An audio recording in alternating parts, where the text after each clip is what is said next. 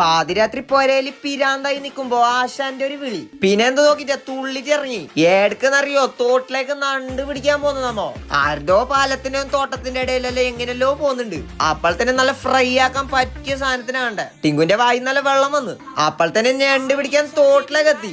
ആശാനും ടീമും തോട്ടിന്റെ ഒരു സൈഡിൽ നിന്ന് പരിപാടി തുടങ്ങി ഞണ്ട് പിടിച്ചോണ്ട് വരുന്നുണ്ട്. അപ്പോൾ തന്നെ അപ്പൂസേ വാറാന്നൊരു വിളി. നോക്കുമ്പോ തന്നെ ആശാന്റെ ഒരു മാസം എൻട്രി, കയ്യിലൊരു ഞണ്ടും പിടിച്ച്. ബൈ ദ വൈ നമ്മുടെ ആശാൻ ഒരു ഞണ്ട് പിടിക്കൽ സ്പെഷ്യലിസ്റ്റ് ആണ്. എല്ലാരും കത്തി കൊണ്ടും സാധനത്ത് കൊണ്ടല്ലേ കുത്തുമ്പോ ആശാൻ കൈ കൊണ്ട് പിടിക്കുന്നു. ആശാൻ എന്തായാലും കിട്ടിയാന്ന് ചോദിച്ചിട്ടാകുമ്പോ ആ ഗോണി നോക്കറാന്ന് പറഞ്ഞു. ഐറ്റം ഉണ്ട് മക്കളെ, ഐറ്റം ഉണ്ട്. പിന്നെ അങ്ങോട്ട് ചോറാക്കിക്കൊണ്ട് നമ്മളും കൂടി ഉറക്കാം. അപ്പോൾ തന്നെ ഇത് അടുത്ത ഐറ്റം വീട്ട് വരും. കൈ കൊണ്ട് ഇങ്ങനെ എടുക്കുന്ന ഈസി ആയിട്ട് അതിന്റെ ഒരു കടി കിട്ടി അത് മതി, വിരല് കണ്ടായിട്ട് പോകും. എന്നാലും സീനായിട്ട് പിടിച്ചോണ്ട് നമ്മൾ ആശാൻ.